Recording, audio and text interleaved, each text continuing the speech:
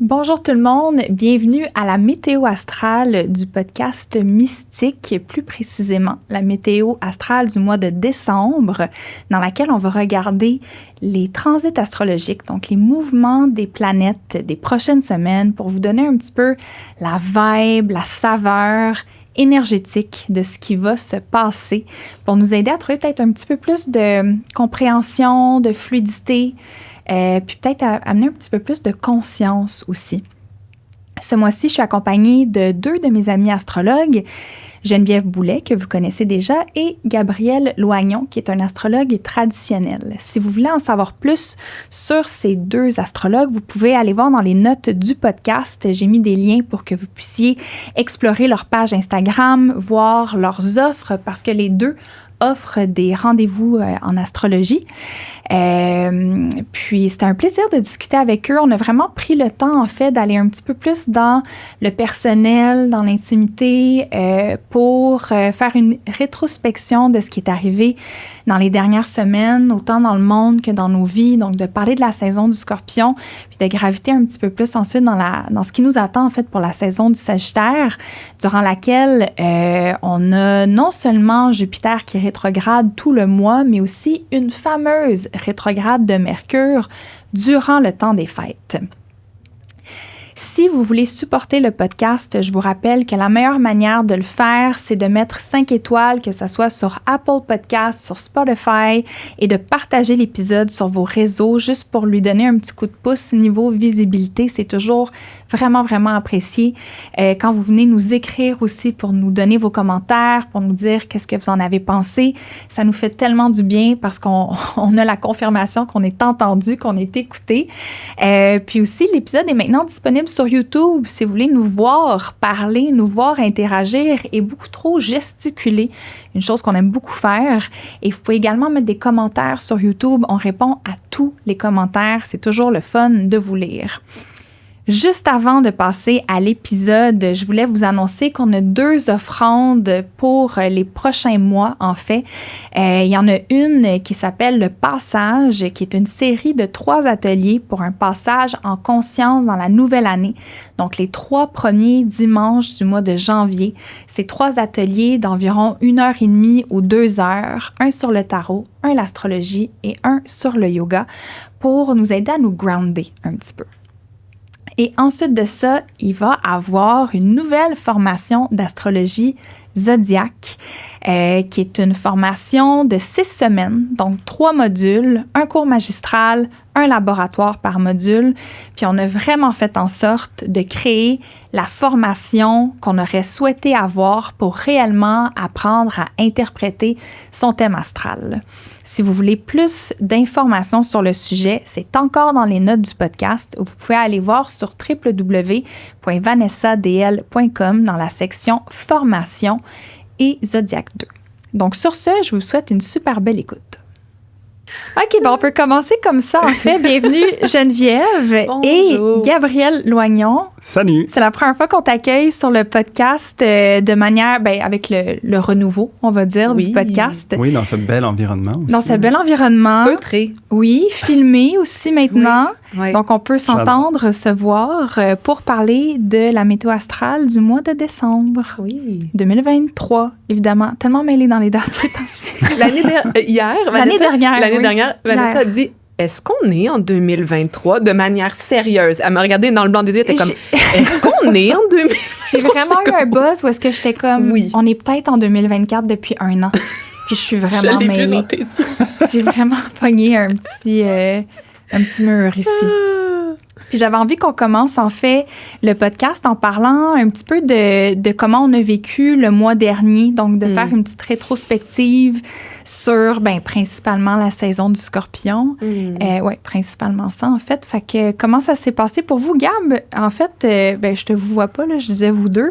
Oui. Mais Gab, ça fait aussi un petit moment qu'on t'a moins vu dans le monde de l'astrologie. Tu es en congé de paternité. Exactement. En fait, je suis papa à la maison depuis 14 mois maintenant. Yes! Oui, fait que ça a quand même été un gros changement de vie. Puis c'est drôle parce que ça a commencé à peu près en même temps que la saison du Scorpion l'année dernière. OK. Fait que, tu vois, je fais un retour maintenant 1 an plus tard dans cette même saison. Puis, oui, c'est ça, j'ai été un petit peu remis dans mon cocon. Tu sais, je me suis un petit peu déconnecté de tout ça, de l'astrologie. Un peu par... pas obligation, j'ai le goût de dire, mais tu sais, comme par la force des choses, ça s'est fait naturellement. On est quand même occupés en tant que parents. Je sais pas ceux dans la salle qui sont parents, là. Mais ouais, c'est ça, fait que ça m'a bien occupé. Puis, pour moi, la saison du Scorpion, c'est toujours en lien un peu avec la carrière. Fait que là, tu vois, de faire un retour, je suis comme, oui, en fait, ça fait du sens. Faisons des collaborations, puis on se relance. Ouais. Re-bienvenue. Ben oui. Merci. Après cette année de transformation profonde, je n'en doute pas. Oui, puis tu sais, là, c'est un petit peu plus avancé, mais je suis quand même dans une année aussi de maison 12. Donc, je suis vraiment en travail intérieur profond, de prise de conscience, de vraiment aller à la rencontre des parts de moi-même qui sont un peu en arrière-plan habituellement, en automatisme, puis de voir en fait, OK, mais maintenant, ça se présente vers où? Où est-ce que je m'en vais avec tout ça? Puis je pense que juste avant le podcast, on disait justement quel genre de contenu on a envie de créer et tout ça. Moi aussi, je veux pas, je revois un peu où est-ce que j'ai envie de me diriger. Puis c'est ça les grosses questions. Puis là, c'est de se relancer, de recréer du mouvement en fait dans cette saison fixe.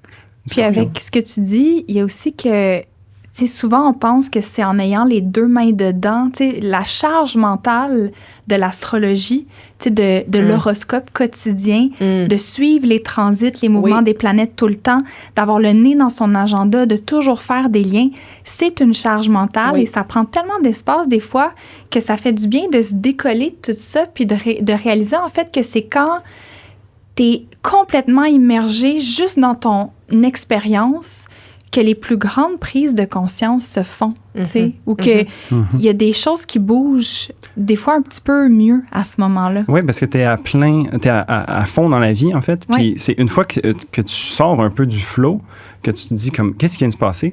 Puis là, tu peux retourner en arrière, regarder, puis faire comme, voici ce que ça veut dire pour moi.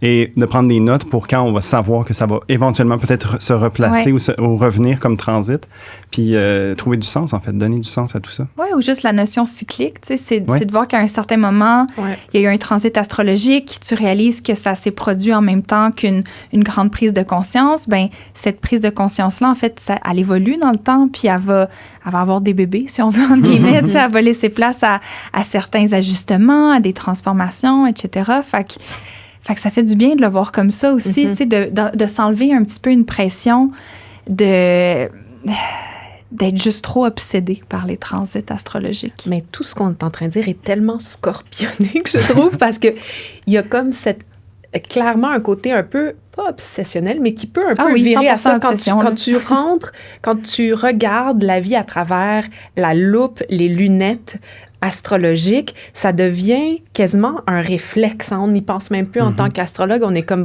c'est comme ça que je vois la vie. En fait, je suis vraiment curieuse de ton expérience, de t'être retirée de cette observation-là du monde, de la jachère astrologique que ça t'a donné, puis je suis excitée et curieuse de voir comment tu vas pouvoir réinfuser une nouvelle sagesse, une nouvelle intégration de cet outil-là, puis de voir où est-ce qu'il va renaître. Puis tout ça, pour moi, c'est très scorpionique, c'est très comme le dark, la phase de la noirceur, le mystère du scorpion, où il y a cette boucle-là entre la vie de quelque chose, une vie qui est arrivée dans ta vie, aussi peut-être la fin ou la mort de l'astrologue que tu étais, et maintenant la renaissance de ça. Il y a plusieurs choses que je trouve intéressantes là-dedans. Quand tu parles, comme d'aller dans l'ombre des choses, je trouve que, mettons, en astrologie, on va parler souvent de transformation, de choses grandioses, parce qu'on parle de mouvements stellaires, je veux dire, c'est pas rien, tu sais.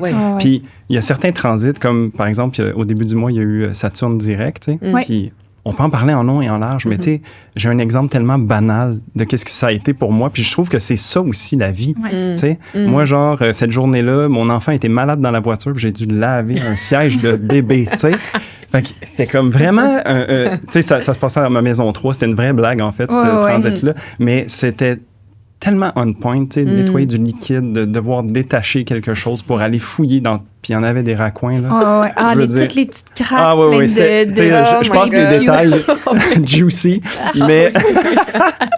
mais tu sais, ça m'a montré, en fait, qu'on peut ramener l'astrologie sur Terre, de ramener ça à la base. Puis c'est ça, en fait, que les gens ont à gagner d'utiliser l'astrologie, c'est de voir comment, de façon concrète, là, c'est peut-être mon taureau ascendant Capricorne qui déborde, là, tu sais, mais genre comme de ramener ça dans le matériel, je trouve que ça fait vraiment du bien aussi. Oui, puis, tu sais, des fois, c'est de... Tu sais, il y a beaucoup ce langage-là en astrologie, puis moi, c'est des mots... Transformation, j'utilise beaucoup. Sorry, je suis Scorpion, ça fait partie de mon lingo.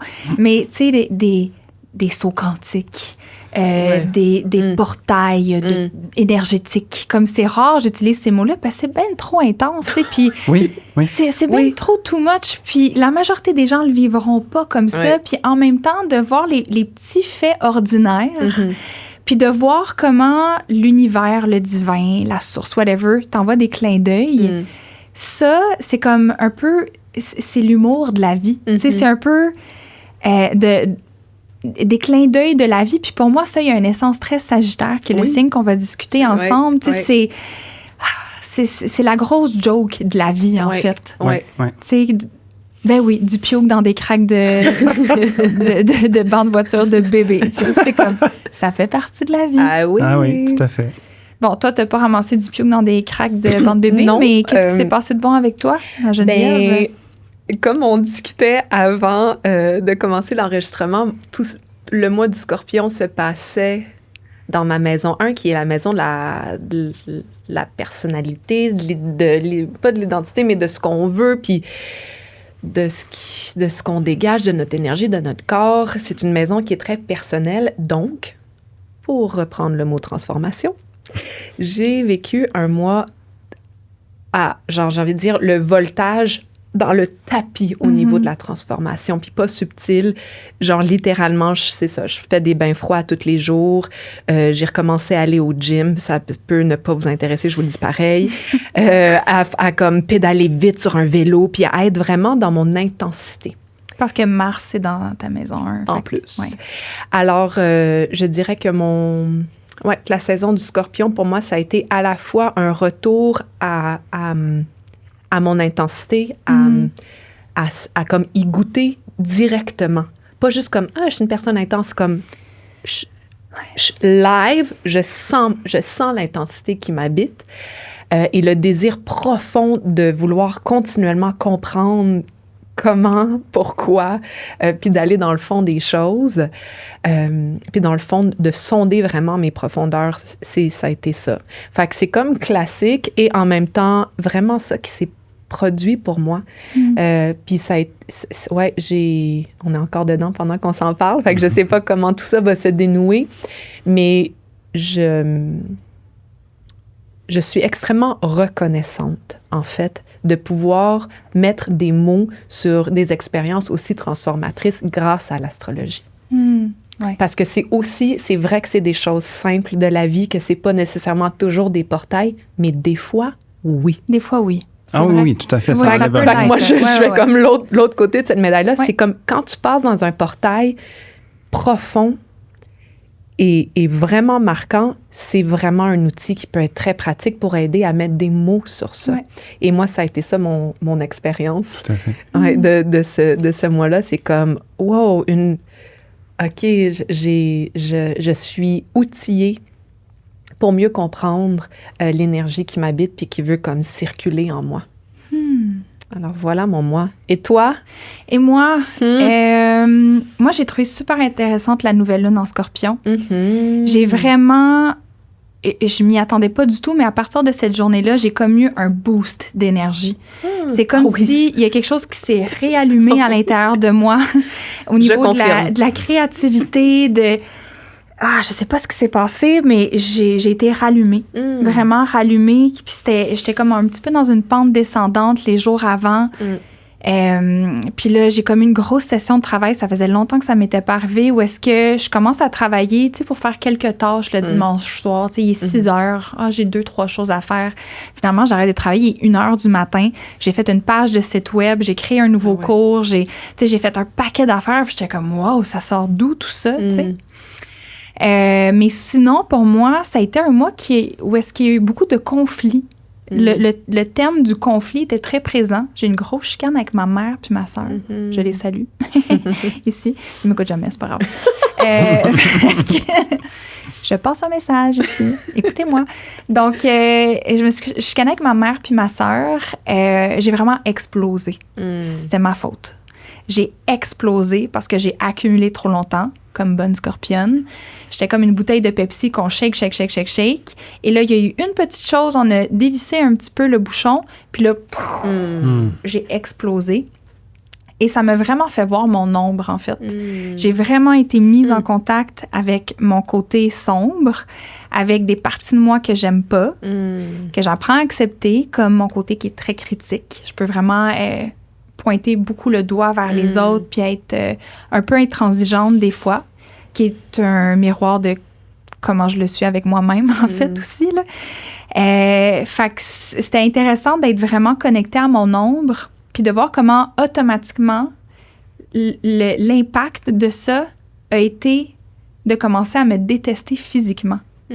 C'était comme si, en voyant des parties de moi avec lesquelles j'étais inconfortable, je me suis bien trouvée vraiment laide. Genre à obséder un peu sur mon poids, à penser avoir de la dysphorie corporelle, dysmorphie corporelle. Puis, c'était comme...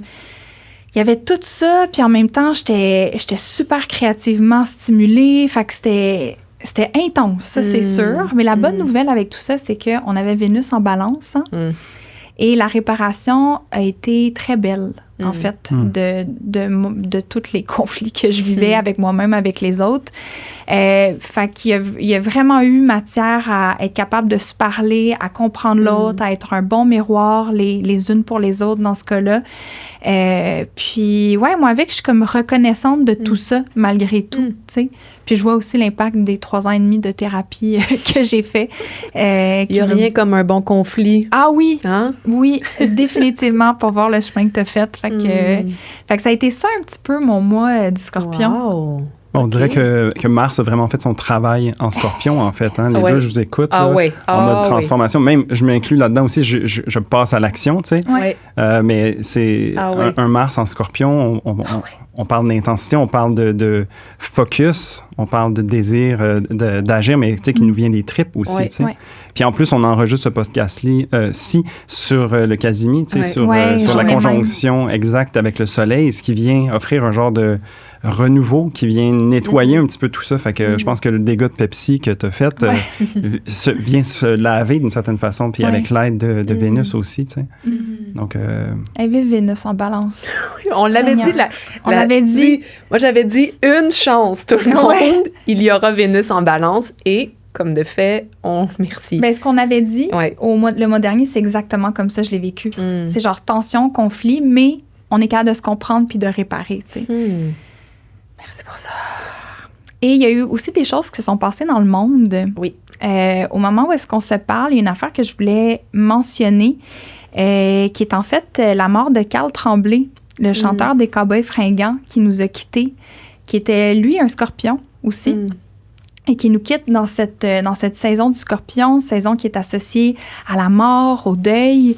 J'ai des frissons quand j'en parle. Là. Je pleurais hier soir dans ma voiture. Puis ce matin, en écoutant des chansons des Cowboys Fringants, j'ai jamais été fan des Cowboys Fringants. J'ai toujours respecté l'œuvre, été très, très attachée au groupe puis ce qu'ils représentent pour le Québec.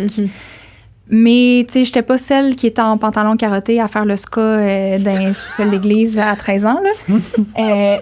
Mais quand même, j'écoutais sa musique, puis j'étais profondément émue de ce deuil-là qu'on est en train de vivre collectivement, puis à quel point c'est palpable. Ça fait longtemps, j'ai l'impression que le Québec n'avait pas vécu une perte qui vient nous toucher, puis remettre les choses en perspective comme ça. J'ai l'impression qu'il y a vraiment de quoi qui est secoué. Puis c'est un peu ça aussi, la médecine du scorpion. C'est comme quand t'enlèves tout le superflu, quand t'es mis en contact avec la médecine du deuil puis de la perte, qu'est-ce qui est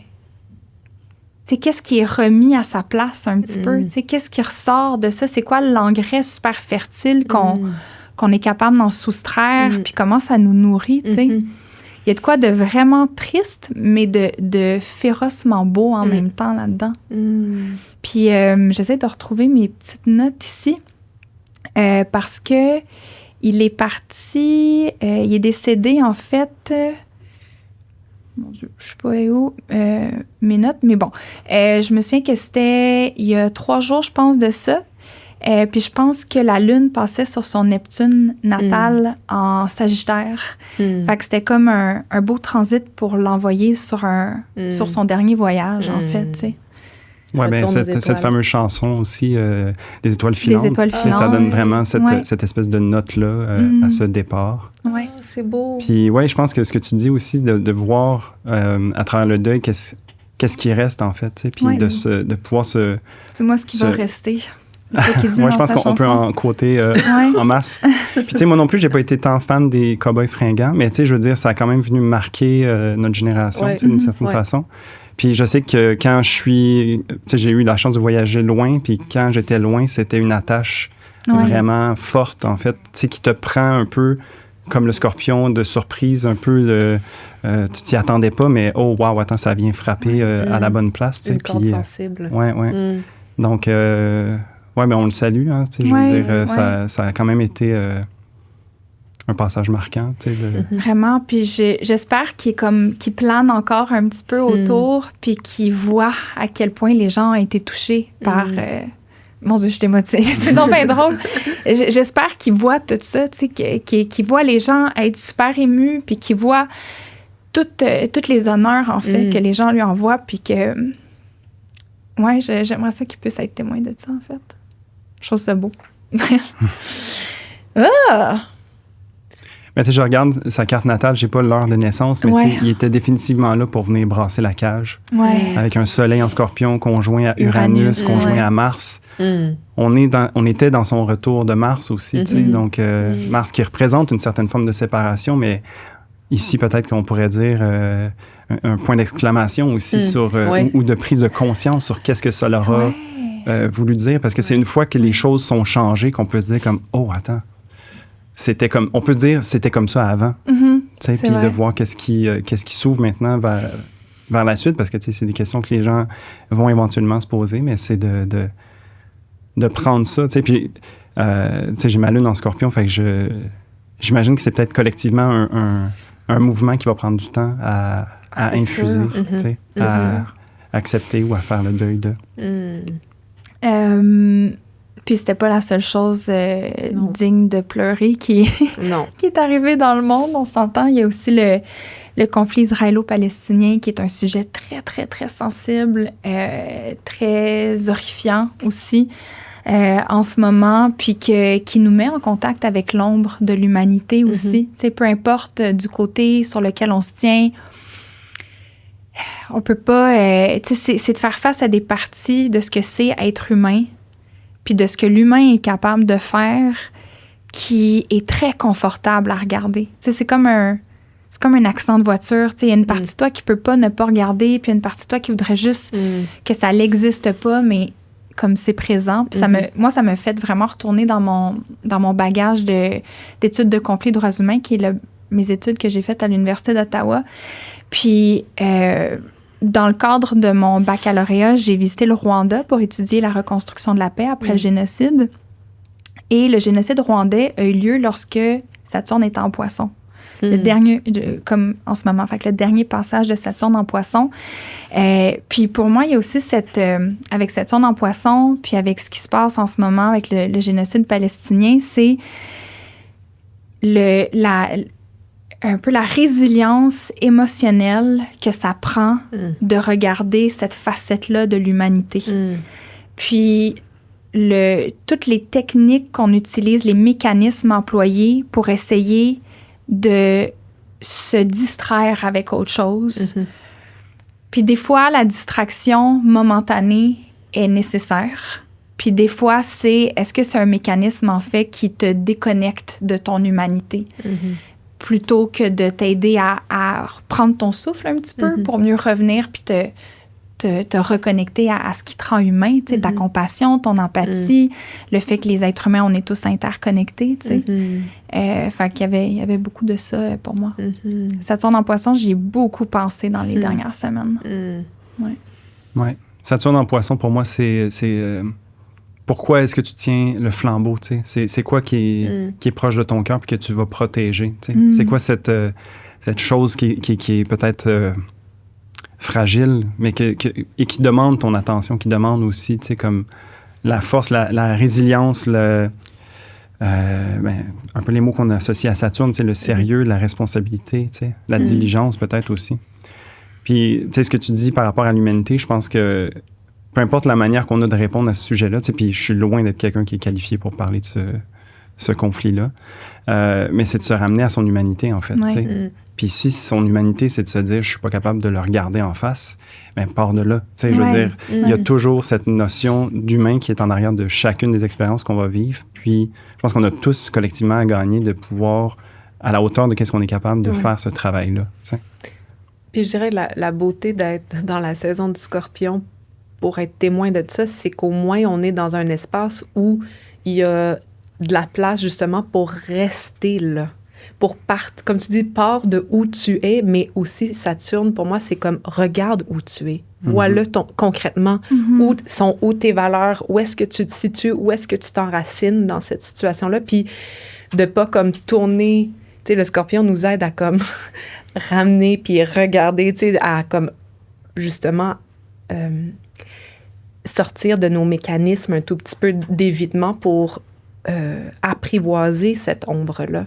Fait que je pense que malgré la terreur, moi, le feeling que j'ai, c'est comme s'il y a, au-delà des bombes et de la violence extérieure, il y a aussi une montée énorme de violence psychologique intérieure. C'est comme s'il y a aussi une guerre à l'intérieur de nous qui ressort en ce moment et qui fait le miroir de toute la violence extérieure.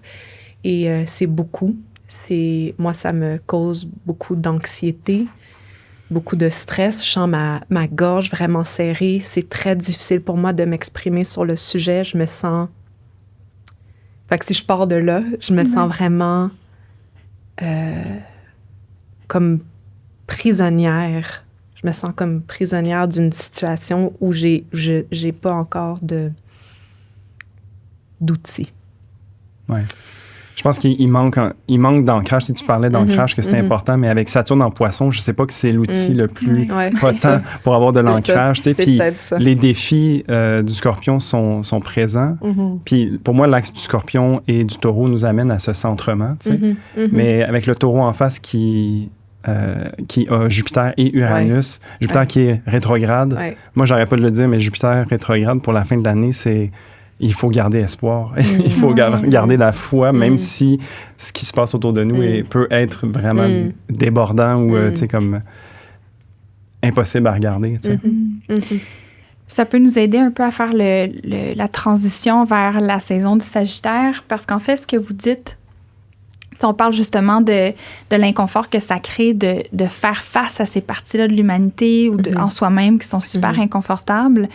Bien, la carte qu'on associe au signe du Sagittaire, c'est la carte de tarot de la tempérance. Puis, si vous avez jamais vu de quoi la carte a l'air, c'est un ange avec 2 coupes dans les mains. Puis il y a comme un liquide blanc que l'ange transfère d'une coupe à l'autre. Le liquide blanc qui pourra en fait représenter soit de l'eau, mais potentiellement plus de l'énergie, en fait. Puis les anges, au niveau symbolique, c'était représenté comme étant des messagers des cieux, des messagers divins qui sont là pour nous offrir une révélation ou pour amener un miracle. Puis symboliquement, les anges, en fait, c'est la personnification de quelque chose qui transcende l'inconscient vers la conscience. Fait que c'est un aide, en fait, pour nous dire, OK, maintenant qu'on a plongé dans la saison du Scorpion, qui est associée à la carte de tarot de la mort, puis qu'il y a quelque chose qui s'est défait, tu sais, on a fait face à des émotions plus difficiles, à un côté un peu plus lugubre, bien, comment est-ce qu'on peut prendre ça puis le ramener un peu vers la lumière? Puis la tempérance, c'est aussi une carte de guérison. Donc, c'est vraiment un moment, la saison la saison de la tempérance. Ben oui.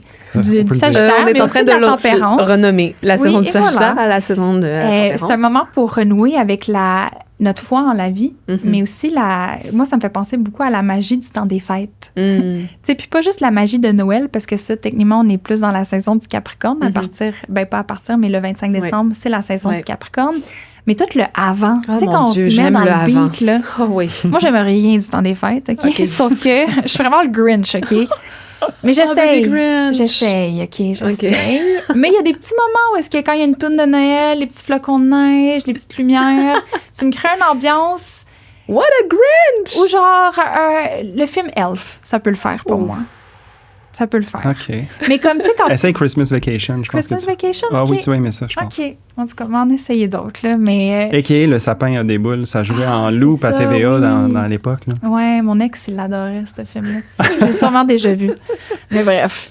Mais oui, tu sais, de réanimer la magie en nous, tu sais, puis de se dire, OK, mais après la saison du Scorpion, puis le côté plus dark, comment on fait pour retrouver la magie, pour retrouver la foi?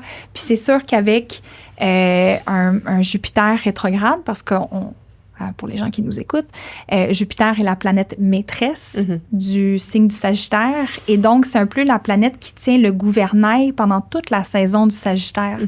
Fait que ça va donner un petit peu un ton supplémentaire ou une saveur de plus à la saison du Sagittaire. Et donc, Jupiter est rétrograde pendant toute la saison du Sagittaire, tu sais. Donc, je pense que on a fait le tour de ce que c'est la saison du Sagittaire, puis on va en parler un petit peu à travers le reste. Mais si on parle de Jupiter rétrograde, en fait, pour mettre les gens en contexte, ça fait grosso modo 4 mois. Fait que depuis septembre que Jupiter rétrograde, puis ce que ça nous a poussé à faire, en fait, espérant que les gens l'ont fait et qu'on l'a tous fait en s'en rendant compte ou pas, c'est de réviser notre code d'éthique personnelle. C'est comme notre code de déontologie personnelle, puis de définir pour soi c'est quoi le bien puis c'est quoi le mal. Puis de le faire d'une manière qui n'est pas juste « Ah, ben là, tout le monde me fait comprendre que ça, c'est la bonne chose à faire » ou sur les réseaux sociaux, je comprends que si je fais ça, on va pas m'aimer. C'est comme non, dans ton ressenti à toi, qu'est-ce que tu perçois comme étant la bonne chose au niveau moral, puis qu'est-ce qui ne l'est pas. Puis depuis le mois de septembre, depuis le début de la rétrograde, il y a comme un feeling qu'on a moins le vent dans les voiles. Parce que Jupiter est une planète de l'expansion. C'est comme une planète qui nous invite à prendre la place, à se faire plus grand, à avoir confiance en la vie. Ben, quand elle est rétrograde, c'est comme on est une petite balloune dégonflée un petit peu. Tu sais, j'avoue comme toute ratatinée. Un petit peu molle. Tu sais, un feeling de déflation un petit peu, là. Puis il y a aussi plus de retenue, il y a plus de contraintes. Fait que surtout dans la sphère de votre vie qui est sous le signe du Taureau, si vous regardez votre carte du ciel, la maison qui est sous le signe du Taureau, c'est dans ce secteur-là que peut-être qu'on a un petit peu moins le vent dans les voiles. Ben, c'est l'opportunité pendant le mois de décembre, pendant la saison du Sagittaire, de faire des ajustements sur certaines de nos idées, sur certains de nos projets, relations, plans, en révision, en lien avec la révision de notre code d'éthique personnelle. Fait que c'est une saison du Sagittaire qui est l'archétype du philosophe, du voyageur, du nomade qui veut ouvrir son esprit, s'abreuver du monde puis de l'expérience. Ben, cette saison-ci, elle a un côté, je trouve, très, très, très philosophique, en fait. Beaucoup basé sur la réflexion, sur la remise en question. Puis, si je peux donner un exemple qui n'est pas un vrai exemple, mais c'est l'exemple auquel j'ai pensé, là. Pour moi, le signe du Taureau est dans la maison 8. qui est associé beaucoup, par exemple, à la mort, à l'intimité, mais à l'investissement aussi. Fait que si Jupiter rétrograde en maison 8, mais c'est peut-être, par exemple, de réviser dans quelle compagnie j'aurais investi mon argent à la bourse, chose que j'ai pas faite, mais mettons, je l'avais faite, parce que peut-être qu'il y a du ralentissement ou de l'insatisfaction. Fait que, tu sais, ça, c'est signe qu'il faut que j'y porte attention. Puis depuis les dernières semaines, peut-être que moralement, je serais pas à l'aise d'investir dans des compagnies qui sont israéliennes, par exemple, ou qui supportent ce qui est en train de se passer dans le conflit israélo-palestinien. Fait que peut-être que là, basé sur ma morale, j'aurais des ajustements à faire sur mes investissements. Fait que ça pourrait être un exemple de comment ça pourrait se présenter. Donc, Jupiter rétrograde qui va donner le ton à toute cette saison. Moi, ce qui m'est venu, je suis un peu... j'adore ce que tu apportes parce que pour moi, je l'avais comme pas tout à fait interprété de la même façon parce que pour moi, Jupiter, ou en tout cas, j'ajoute à ça, c'est comme la baguette magique justement, si on retourne à la thématique de la magie, pour moi, c'est comme la baguette magique, je vois comme la grand-mère dans Cendrillon, bibidi-babidi-bou, tu sais, il y a un petit peu cette vibe-là dans sa caricature. La fée marraine. La fée marraine du Zodiac. Et donc, avec l'énergie de cette planète-là qui nous demande, qui nous invite à réfléchir sur, en fait, c'est quoi que l'on souhaite? Quelle est la magie que l'on veut créer dans notre vie? Quel genre d'énergie on a envie de manifester? Pour moi, Jupiter, c'est aussi une planète qui nous permet de prendre conscience des synchronicités, de quand est-ce qu'on se sent un peu à la bonne place au bon moment. Jupiter, c'est comme le flow, tu sais, on en a parlé. Puis avec la rétrograde, c'est comme, je l'ai juste en anglais parce que je sais pas de quel film ça vient, mais « Be careful what you wish for ». Mais oui. De porter une attention particulière à comment on formule nos souhaits pour la saison de Noël. Puis c'est comme, ou la saison du temps des fêtes, c'est si t'écrivais ta liste au Père Noël, comme je ferais attention, tu sais, ou je serais vraiment pas attention, je nous invite à être vraiment précis sur réellement ce que l'on a envie de manifester puis de créer dans notre vie dans le prochain mois. Parce que on peut pas juste surfer sur nos souhaits de l'année passée ou nos désirs ou comment on a envie de voir se manifester notre réalité. C'est comme, on est là pour réfléchir à ça aussi. Mais c'est ça, c'est que je pense qu'avec la rétrograde de Jupiter puis la rétrograde de Mercure qui va avoir lieu à partir de la mi-décembre, c'est pas un moment pour demander à l'univers ce qu'on veut. C'est un moment pour vraiment bien y réfléchir à ce qu'on veut. Mais de prendre le temps de macérer tout ça, de laisser tout ça exister à l'intérieur de soi avant de l'extérioriser. Oui, puis ce que je rajouterais, c'est Jupiter, c'est beaucoup dans l'expansion, dans le mouvement vers l'extérieur, comment je le vois. Mais en ce moment, on est comme dans une inspiration perpétuelle, tu sais. Puis on gonfle, on se remplit de tellement de choses, on est bombardé. Puis moi, c'est une des choses que je me rends compte, parce que moi, j'ai le Sagittaire en maison 12, à quel point je peux prendre beaucoup de choses en moi, puis ça peut m'empêcher de bouger.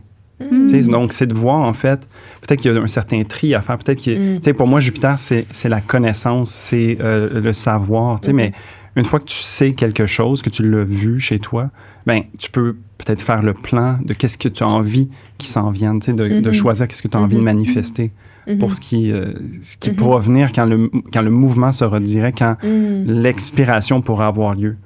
Puis c'est de se tempérer peut-être un petit peu aussi, de justement, si on est en inspiration perpétuelle, c'est de ne pas se gonfler à bloc, d'être saturé, étouffé quasiment par tout ce qu'on peut accumuler. Fait que je pense qu'il y a cette notion de discernement aussi avec un Jupiter en rétrograde qui me vient. Fait qu'il y a vraiment cette vibe-là de genre philosophie hard sur ce qu'on veut vraiment dans la vie. On a bien commencé. Sans l'agir, mais comme vraiment de réfléchir puis de se laisser le temps de méditer, de contempler toutes ces questions-là. Puis l'affaire, c'est que quand tu te permets de te questionner sur ce qui est vrai pour toi, ce qui est aligné, ce qui ne l'est pas. Ça peut créer des confrontations au sein des relations. Ça se peut qu'on le sente autour du 9 décembre avec l'opposition à Vénus. Ça se peut que ça fasse en sorte qu'on change notre fusil d'épaule face à certaines décisions qui ont été prises au cours du mois. Mais ça devrait débloquer solide à partir du 30 décembre, puis encore plus à partir du 1er janvier. Oui, donc, le début d'année, là, c'est genre pop de champagne. Là. Oui, vraiment. Pop! Parce que non seulement c'est la fin de Jupiter rétrograde le 30, puis la fin de la rétrograde de Mercure le lendemain, le 1er. Oui, tout à fait.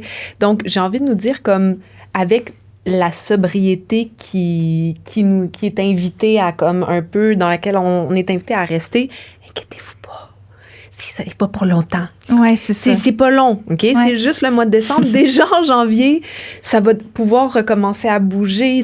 Le flow, c'est comme, boum, il va vraiment avoir une sensation de remise en mouvement. Souvent, par contre, après le temps des fêtes, tout le monde est comme de la dinde jusque-là. Mais bref, énergétiquement, il y a certainement un retour. Fait que, sachant ça, est-ce qu'on peut se permettre de réellement ralentir dans une saison qui nous demande souvent le contraire, d'être comme... d'être partout en même temps, d'être dans les excès, dans tout, consommation, dépenses, bouffe, alcool. Oui. Ça peut tellement être un peu comme tu dis, là, cette sensation-là là, de juste inspirer puis d'être gonflé littéralement. Donc, et si on faisait les choses différemment cette année? Oui. Plus relax. Oui, puis je pense aussi, ce qui me vient, tu sais, avec Jupiter rétrograde, c'est comme de prendre conscience puis d'accepter quand on est plein. Oui. Tu sais, ou pleine. Oui, c'est comme, OK, je suis plein, là. C'est assez. Oui. No need for more. But we can get more intense. More sex, parce que Vénus est en Scorpion. Du 4 au 29 décembre, fait que basically, toute la saison du Scorpion, on a Vénus, c'est la planète. T'as dit toute la saison du Scorpion. J'ai dit ça? OK, je voulais dire Sagittaire. Elle voulait dire Sagittaire. Une chance que Geneviève est là. Donc, je suis trop excitée par Vénus en Scorpion, ça a l'air. Oui. Donc, quand on a Vénus, la planète des relations, pour faire ça simple, qui est dans le signe du Scorpion, associé à la profondeur, à l'intimité, complexité, loyauté, à l'obsession aussi légèrement, il y a un côté un peu plus sérieux à Vénus en Scorpion, surtout avec tous les transits que Vénus va faire à Saturne, à Jupiter, à Uranus. Je trouve que ça l'amène une intensité, définitivement, mais une petite touche de sérieux supplémentaire aussi. Vous, t'avais une suggestion musicale? Je me rappelais qu'on avait fait ça dans l'ancien podcast. Ça m'est venu, genre, la chanson « How Deep Is Your Love » de Calvin Harris. Puis je me suis dit, pourquoi je l'ai dans la tête? Je l'ai écouté.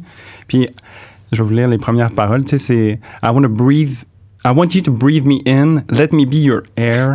Let me roam your body freely. Yes. No inhibition, no fear. How deep is your love? » C'est comme ça, c'est Scorpio AF. Oui, c'est à fond la caisse, tu sais. Puis je pense qu'on en a parlé avec le Jupiter, tu sais, mais cette notion de savoir quand on est plein, je pense qu'elle va être challengée. Ah ouais. Parce qu'avec l'opposition de Jupiter à Vénus, l'opposition à Uranus aussi, tout est là pour que ça déborde, en fait, tu sais. Fait que ça va être de faire attention, en fait. Puis, ou d'en profiter, en fait. C'est juste tant qu'on y va en conscience. Oui, c'est bien vrai. Pour étant quelqu'un qui est très intense dans la vie, en général, et qui peut facilement tomber dans les excès, je me juge énormément des moments où est-ce que je suis dans le too much. Puis j'ai tout le temps des amis, une amie Sagittaire particulièrement, qui me dit « Hey, en autant que tu es en conscience dans ton excès, c'est correct. » Je suis comme « Non, mais je me juge! J'ai écouté 18 saisons de Grey's Anatomy en 3 mois. Je suis une mauvaise personne. » Non, mais ce que j'aime de l'astrologie, en fait, c'est que, tu sais, quand je regarde ta carte, je peux relate à ce que tu dis, tu sais, je le vois que ça peut s'activer, tu sais, mais toutes nos cartes astrologiques sont là pour être vécues, en fait. Ben oui. Fait qu'il faut se permettre d'y aller. Puis d'apprendre de ça, tu sais. Oui, puis la conscience, tu sais, depuis tantôt, ça me fait rire parce que, tu sais, on parlait d'inspirer, puis, tu sais, là, j'avais l'image d'être ballonné, tu sais. Mais quand t'es ballonné, prends-toi des petites pilules de charbon, puis ça va aller. Après. Puis sache que t'as pris ces pilules-là, pas pour pouvoir prendre 2 fois plus de trucs après, tu sais, c'est juste de te dire comme, attends, non, je viens de frapper un point, je fais juste marquer ça, puis ça va aller mieux dans quelques minutes, tu sais, ou dans quelques heures. Fait que c'est ça. Je pense que la conscience à travers tout ça est importante. Puis Vénus en Scorpion a cette tendance à l'intensité, tu sais, fait que ça peut venir nous mettre des œillères, tu sais. Fait que c'est d'avoir, je sais pas, je veux pas arrêter de dire conscience, ça va être mon mot transformation, c'est conscience. Toi, c'est conscience, moi, c'est transformation. Allons-y. Mais c'est ça, tu sais, Vénus, par des relations en Scorpion, c'est des relations très, très one-on-one, tu sais, c'est comme, c'est zero focus in, tu sais. Fait que c'est peut-être de se catcher là-dedans, de pouvoir se permettre aussi de voir, attends, peut-être que, tu sais, tantôt tu parlais que tu t'es mis à travailler, puis tu as levé le nez, puis il était rendu 1h du matin, là, tu sais. Juste se dire comme, attends, est-ce que je suis toujours là, tu sais, puis est-ce que c'est correct? Fait que, peut-être ça. Moi, j'ai toujours tendance à mettre le frein un peu sur des transits entre les deux bénéfiques du ciel, Vénus et Jupiter, tu sais, dans ces moments-là, juste pour qu'on puisse en profiter, tu sais. Ouais, de pas se faire comme non, faut pas aller trop dans le bon, comme, tu sais, comme trop d'une bonne chose, c'est quand même un excès. C'est comme, des fois, tu sais, la vie est tough. Juste indulge, l'indulgence. Mais en fait, indulgence en français puis en anglais. Il faut que tu en profites, mais indulgence, que tu ailles avec un petit peu indulgent envers toi. Douce des fois. J'aime ça. Moi, ce que j'aime pour nous, c'est que la saison du Scorpion, puis comme tout ce qu'on a un peu travaillé, nous suit, mais comme dans une autre genre de robe. Puis là, c'est comme, OK, c'est Noël, puis il y a comme une autre énergie, il y a la magie du temps des fêtes. Mais en dessous de ça, il y a comme Vénus, je la vois comme, elle est comme super gothique, puis elle est juste comme, elle regarde tout le monde dans le coin. Elle a les bras croisés dans le fond du party, puis elle sniffe tout, puis elle est vraiment comme undercover d'elle-même dans la magie de Noël, tu sais. Fait que moi, je suis juste contente qu'elle soit au party, puis qu'elle puisse apporter son grain de sel au courant du mois pour être comme, OK, c'est bien le fun, tout ça, mais how do I really feel? Tu sais, c'est quoi l'image que j'ai quand tu dis ça? Dans Wednesday, la série télé. Oui. Quand elle fait son truc sur le plancher de danse, où est-ce que justement, tu sais, comme, elle est complètement out of place. Parce que je m'étais mis dans mes notes, tu sais, parce qu'à partir du 21, quand on va avoir de l'opposition d'Uranus, où est-ce que, justement, Vénus peut nous surprendre, on a comme cette notion de comme, attends une minute, c'est Wednesday qui est en train de faire cette danse qui devient populaire sur TikTok après, tu sais. C'est vraiment intéressant de voir. C'est ça, exactement ça. Surtout Uranus qui est comme la personne qui fit pas, genre, tu sais, qui est un peu comme... Qui vient briser tes attentes, en fait. Oui, exact. Ouais. Mais je vois vraiment comme tu sais, mettons un party de bureau, un party de famille où est-ce que tout le monde est comme, on fait la fête, nanana. Puis là, t'as comme Vénus en Scorpion qui est comme, oui, mais qu'est-ce que tu penses de la mort? Tu sais, qui est genre, qui amène des conversations super deep dans une saison qui est censée être comme, OK, mais est où la profondeur là-dedans? Tu sais, est-ce que même dans des situations de fête, de célébration, est-ce qu'on peut trouver des points où est-ce qu'on peut connecter, mais vraiment, justement, dans les profondeurs, tu sais, dans notre vérité, de se mettre à nu. Comme, trouvez-vous la personne à qui vous avez envie de passer 40 minutes à parler, je sais pas moi, du cosmos pendant le party. Te mettre à nu devant, autant ça.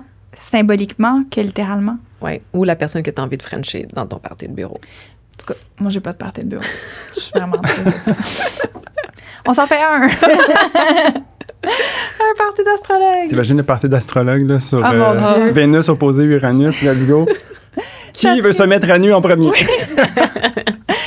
Oui, on voit vraiment ton ascendant balance ici, dans tout ça. Donc, bref. On a aussi une autre rétrograde qui prend fin pendant le mois de décembre, qui est la rétrograde de Neptune en Poisson, qui prend fin quand même au début du mois, le 6 décembre. Qu'est-ce que vous avez à nous partager là-dessus, sur la fin de cette rétrograde-là? Je vais? Oui, vas-y. Lance-toi, plonge. Ce qui m'est venu, Neptune, qui représente vraiment la dimension de l'invisible, de nos rêves, de l'inspiration, mais de tout ce qu'on peut pas toucher, nommer, tenir dans nos mains. Puis avec l'énergie qui se remet à aller direct, c'est comme si avec ce qu'on a collectivement recueilli comme information par rapport à nos rêves, notre rêve collectif, c'est comme si la vision collective, le rêve collectif était amené à j'ai marqué à changer de couleur, mais comme peut-être à se redéfinir.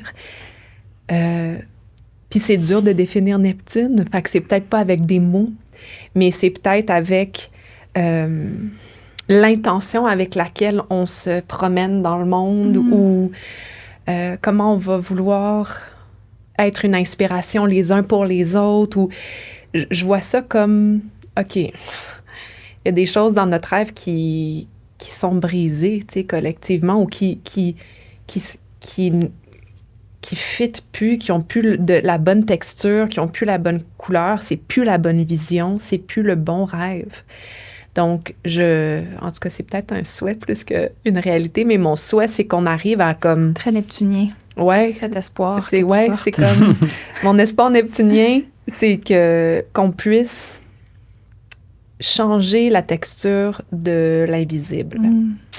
Rien de moins. Changeons la texture de l'invisible. On peut-tu quoter là-dessus?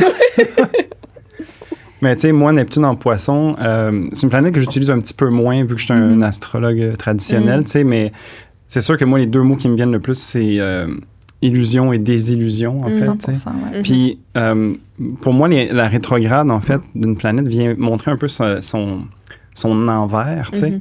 Et donc, si on est dans l'idéalisme, par exemple, avec Neptune en Poisson, bien, quand on se désillusionne de tout ça, qu'est-ce qu'on voit? Puis j'utilise souvent l'image de l'entracte dans un spectacle. Tu es obnubilé par un spectacle, tu y crois, tu es là, tu vis des émotions, puis à un moment donné, clic, j'ai envie d'aller boire un Coke, juste comme, pour me changer les idées. Puis en fait, je viens de me rendre compte que je suis dans une salle puis qu'il y a plein de monde. Fait que, puis on est tout en train de vivre ce rêve collectif. Fait que c'est de voir, en fait, à travers cette douche de réalité, peut-être, que Neptune en Poisson rétrograde peut nous amener, c'est qu'est-ce qu'on a envie de croire, qu'est-ce qui est vrai, en fait, à travers tout ça, tu sais. Parce que, tu sais, on peut parler d'illusion, mais ou de rêve, mais, tu sais, si on en parle, c'est qu'on est capable d'être conscient par rapport à ça aussi. Donc, est-ce que ce rêve-là est notre réalité? Tu sais, on peut aller jusque dans ces discussions-là.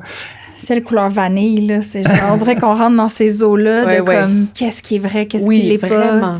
Vraiment. Oui, puis tu sais, puis pour revenir un peu à ce qu'on disait avec Jupiter rétrograde, c'est cette surcharge d'informations, en fait. Moi, je suis rendu que j'essaie d'avoir une opinion sur Internet, puis je sais que je vais trouver l'antipode des deux côtés sur à peu près tout ce que je recherche. Fait que j'ai pas le choix de me revirer vers moi puis de me dire, OK, mon intuition me dit quoi, en fait? Puis ça se peut ça se peut que ce soit pas la bonne chose ou quoi, mais c'est une des seules choses à laquelle je peux vraiment me rattacher à travers cette marée qui nous entoure, tu sais. Cette surcharge d'informations. Parce que j'abonde vraiment en ton sens à ce que tu dis, parce que l'énergie de Neptune est beaucoup plus subtile que d'autres planètes. Tu sais, c'est pas tant on brise quelque chose ou ça se détruit ou ça se déconstruit, c'est comme ça s'érode au fil du temps. C'est vraiment de l'eau qui passe sur une pierre, puis à un moment donné, ça s'érode, puis c'est pendant la rétrograde de Neptune, ça l'érode en fait nos rêves, puis tout ce qui est trop fantaisiste, tout ce qui est illusoire ou qui est pas la réalité. Fait que c'est une fois qu'on sort de cette rétrograde-là, le 6 décembre, on le sait peut-être pas qu'est-ce qui a été érodé. C'est peut-être pas clair. C'est quelque chose qui se passe en background, mais on se positionne peut-être inconsciemment dans une position qui est plus réaliste. Puis c'est à partir de là, on a l'invitation, je pense, c'est de vraiment faire confiance à son intuition, de vraiment faire confiance en son ressenti. Pour la suite des choses, surtout dans, comme tu dis, un mois où est-ce qu'on est tellement invité à réfléchir, à se poser des questions, à philosopher. C'est comme, OK, mais mon feeling là-dedans, à partir du 6 décembre, c'est comme mon intuition me dit quoi? C'est quoi la direction?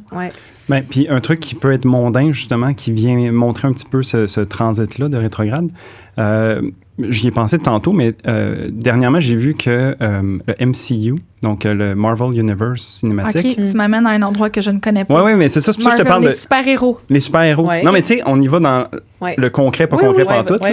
Non, c'est bon. Avec Neptune, justement, qui peut ramener un peu le côté cinéma, tout ça, tu sais, comme le rêve, l'art, tout ça. Depuis la rétrograde de Neptune en Poisson, Marvel voit ses revenus plonger. Chuter, en fait. J'ai vu ça passer. Et c'est un truc de notre vie d'adulte, je pourrais dire. Là, c'est quasiment un given. On va toujours avoir une valeur sûre. Une valeur sûre. On va toujours avoir des films de super-héros. Il n'en manque pas, il y en aura d'autres. Ils nous ouvrent les plans comme 10-15 ans à l'avance. Ouais. Puis là, pourquoi qu'on n'aime plus ça?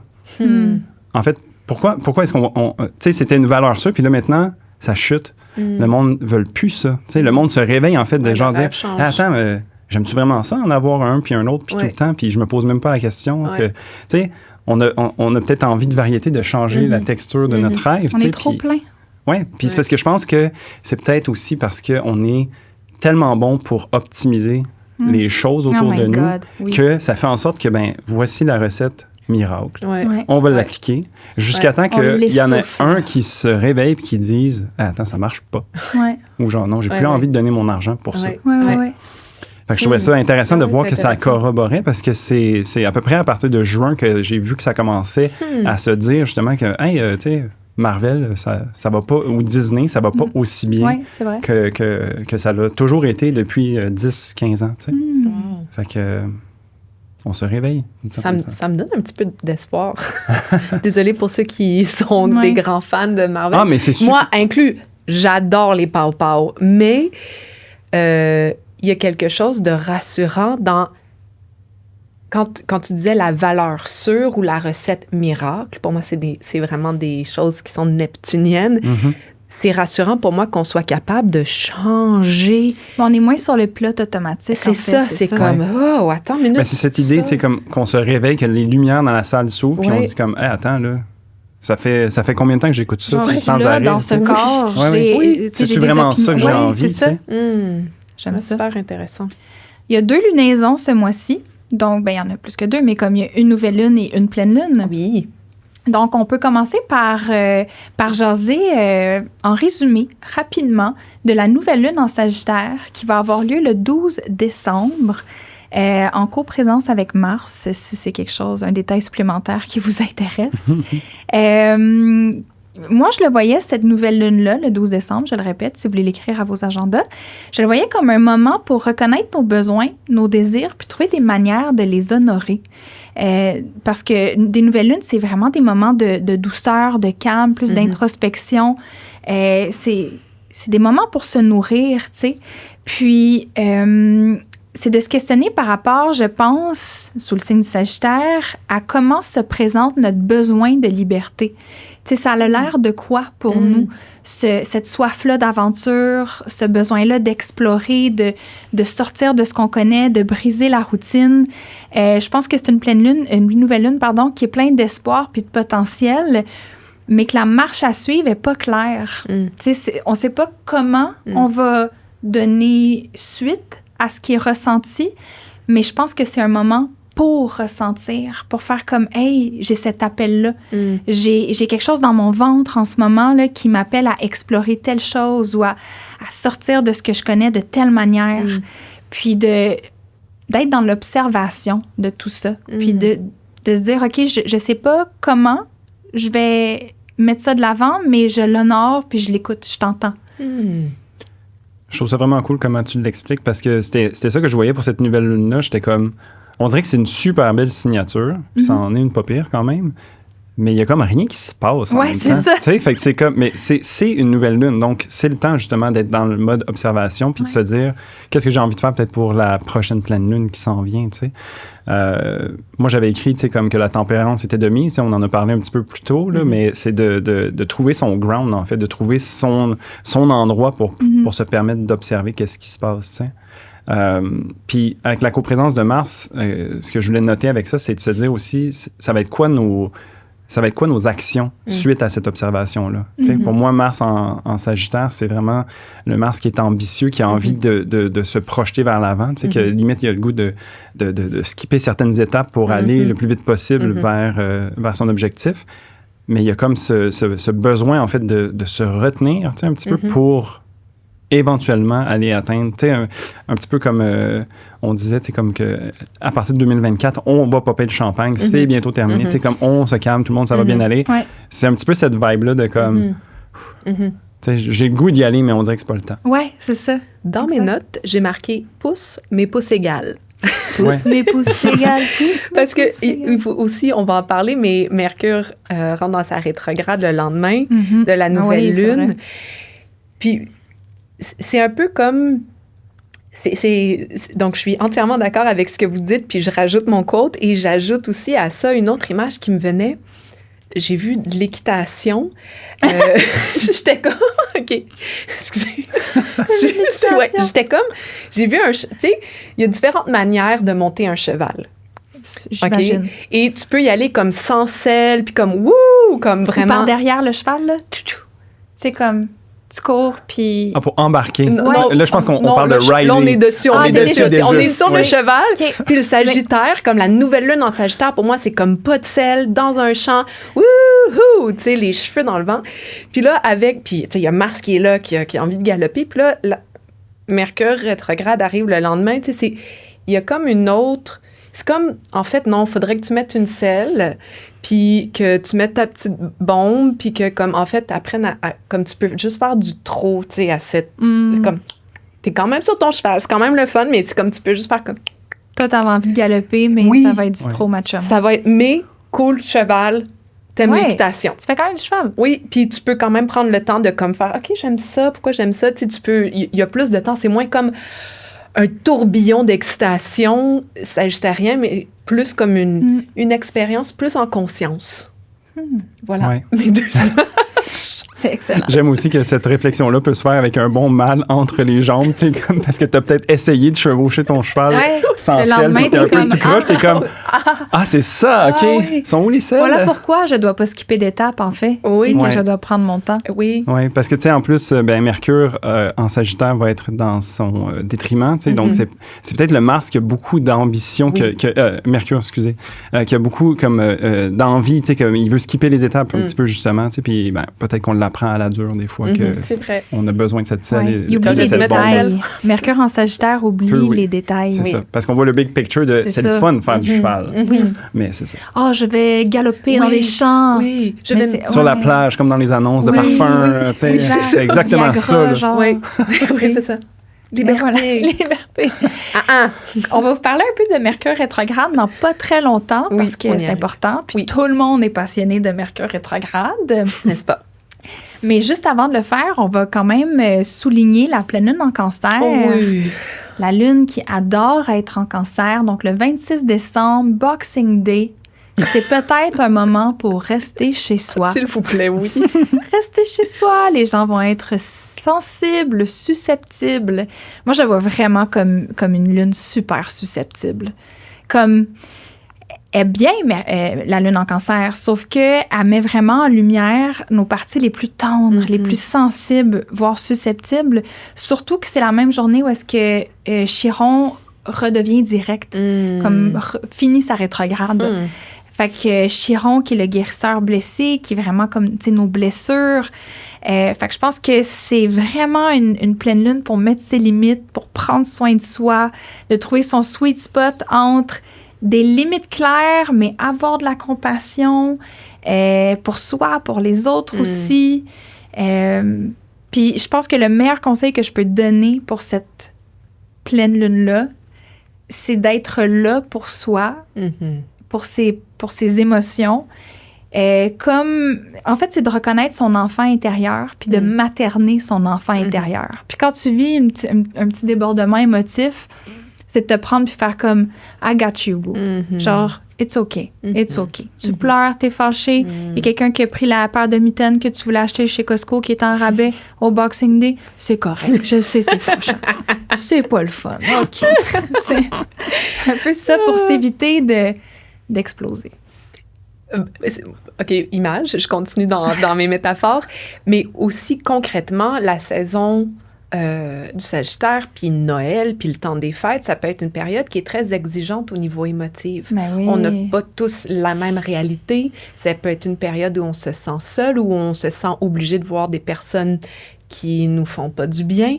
Puis là, le 26 décembre, il y a une pleine lune en Cancer qui, j'ai envie de nous donner la permission de changer nos plans, de peut-être qu'on a fait notre bonne action, puis on est allé à toutes les dindes.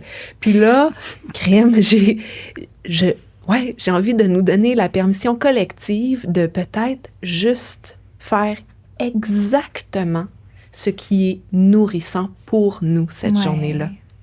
Parce que oui, la beauté dans l'effervescence de se retrouver puis de fêter ensemble, mais ça peut aussi faire brasser beaucoup de choses à l'intérieur de soi. Puis je trouve que la pleine lune, elle arrive comme pile poil pour faire comme je peux pas venir le 26, j'ai un conflit d'horaire, puis finalement t'es chez vous en petite boule, bien contente. Dans tes pantoufles. Donc ça serait si pour vous, c'est de continuer à interagir de manière authentique et nourrissante avec les gens qui sont dans votre famille, go for it. Ben oui. Mais c'est juste de se donner l'espace pour répondre à nos besoins et de les prioriser. Oui. Voilà, permission. Oui, c'est très Vénus, Trigone, Neptune, ce que tu décris, puis je le souhaite à nous tous. Parce que c'est sûr que quand je regarde Mars, Mercure en carré à Neptune, ça fait un petit peu, tu sais, oui, on peut prendre la pilule des fois, mais des fois, tu sais, je pense que se tourner la langue 7 fois dans la bouche avant de parler aussi, ou tu sais, choisir ses batailles, ce genre de réflexion-là, parce que moi, je vois un potentiel de débordement un petit peu, tu sais, comme qui peut arriver. Fait puis surtout après, justement, trop de dindes et puis le stress d'aller au Boxing Day et puis toutes ces affaires-là, tu sais. Sinon, ça peut être aussi, tu sais, on sait pas trop qu'est-ce qu'on en retire, en fait, de tout ça. Fait que c'est encore une fois un appel à cette conscience, peut-être, ou à cette patience envers soi-même, de prendre soin de soi, en fait, à travers tout ça. Peut-être qu'on n'a pas le choix d'aller à certains c'est ça, je le sens vraiment comme tu as envie d'écouter tes besoins, tes désirs, si tu décides de le faire, good for you, mais dans certaines situations, c'est pas full possible, ou c'est comme, tu n'as pas envie de payer le prix, entre guillemets, de ne pas aller à ton party de famille, on va dire. Là. Fait que c'est, si tu y vas dans cette énergie-là, tu y vas avec comme une sensibilité supplémentaire. Fait que comment tu apprends à t'auto-réguler? Pour moi, Cancer, c'est beaucoup au niveau de l'apprentissage de l'autorégulation de ses émotions. Puis d'être capable d'être en coprésence de ses émotions, en fait. Qui n'est pas toujours facile. Lune en Cancer vous dit ça ici. Et je pense que c'est finalement, on vous parle de la rétrograde de Mercure en Capricorne et en Sagittaire, les deux. Donc, il va clairement avoir 2 vibes à la rétrograde parce qu'elle commence en Capricorne le 13 décembre et le 23 décembre, elle va terminer son chemin en Capricorne puis retourner en Sagittaire jusqu'au 1er janvier. Fait que les dates, c'est vraiment du 13 décembre au 1er janvier jusqu'au 23 en Capricorne et après ça, en Sagittaire. Moi, je le voyais beaucoup comme une remise en question des éléments pas mal plus tangibles puis pratiques de notre existence, comme nos ambitions à long terme, c'est quoi les prochaines étapes de notre carrière, comment est-ce qu'on veut s'accomplir en tant qu'individu, des thèmes reliés vraiment au Capricorne. Moi, un conseil que je donnerais aux gens, c'est que c'est pas nécessairement un moment pour incorporer des changements radicaux à sa vie. Fait que, tu sais, c'est pas dans cette période-là que vous appelez votre boss pour quitter votre job, mettons. Tu sais, prenez le temps de, prendre votre mal en patience, j'ai envie de dire, même si j'aime pas vraiment cette expression-là, mais d'être toujours dans la tempérance, dans Jupiter rétrograde, dans je médite sur les choses, je contemple, on est encore dans cette énergie-là. C'est le temps de s'organiser. Je pense que c'est vraiment pour moi, ce Mars rétrograde, Mercure rétrograde-là, c'est une période d'organisation. Puis une fois que, à partir du 23 décembre, Mercure est de retour en Sagittaire, c'est OK. Comment est-ce que... En fait, c'est quoi qui m'inspire? Tu sais, qu'est-ce qui m'allume pour de vrai? Basé sur mon intuition, basé sur ce qui ce qui allume mon étincelle intérieure, comment est-ce que j'ai envie de vivre, comment j'ai envie d'explorer la vie, puis d'expérimenter les choses. Puis c'est un peu ça qui va guider les changements plus tangibles après qu'on a envie ou les ajustements qu'on doit créer au niveau plus terre à terre dans la rétrograde de Mercure. Puis il y a ce côté terre à terre, tu sais, dans la section Capricorne, mais je pense qu'on peut se perdre dans le concret ou dans ce qu'on doit faire. Tu sais. Dans les responsabilités. Puis le retour en Sagittaire va nous ramener à attends, mais c'est quoi vraiment la spark qui m'amène à faire ces changements-là? Tu sais? C'était pourquoi déjà ça, mon ambition de carrière? Ou pourquoi j'ai envie de m'accomplir de cette manière-là? C'était quoi qui a allumé cette idée-là à la base? On se rappelle aussi que le 30 décembre, il y a Jupiter qui reprend son mouvement vers l'avant, sa prograde. Et puis... sa progradation. Et puis, j'ai l'impression qu'avec l'astrologie aussi de janvier, qui est beaucoup plus douce, tu sais, que un peu la fin de 2023, là, tu sais, je pense qu'à ce moment-là, ça va être vraiment intéressant de peut-être mettre des choses en place puis d'avancer vraiment, tu sais. Moi, j'avais une image pour cette rétrograde-là au complet. Je sais pas si c'est... Il va falloir que tu nous mettes en contexte si je ne la connais pas. Non, mais attends. Vous avez écouté Le Seigneur des Anneaux? Oui. Oui. Oui? OK. Il y a une bataille dans un des films. Où est-ce que les humains doivent faire un repli défensif dans une grande cité. OK. Donc ça, c'est le mouvement Capricorne de genre, oh, attention, il y a des méchants en face de nous. On doit reculer dans une cité qui n'a jamais été prise. À ce moment-là, un gros conflit éclate. Il y a les forces du Mordor, les méchants, qui arrivent puis qui réussissent à faire une brèche, en fait. T'sais. Puis là, il y a cette notion de faut garder espoir. Parce que cette cité-là n'a jamais été prise, mais là, c'est en train de faiblir, puis ça marche pas comme c'était censé marcher. Est-ce que c'est comparable à, mettons, dans le dernier film ou dans le dernier livre d'Harry Potter, quand les Mange-Morts essayent de prendre Poudlard, puis là, ils essayent de créer comme un dôme de protection, puis là, ils réussissent à percer le dôme, puis d'entrer qui réussit à percer? Les Mange-Morts entrent dans Poudlard. Ben, en fait, il faut qu'ils gardent espoir. Là, je l'ai un petit peu moins dans la tête, cet exemple-là. Mais je pense qu'on arrive à la même conclusion de genre, un peu, on perd espoir. C'est comme, on a tout misé sur X. OK, je comprends. Là, ça va pas bien.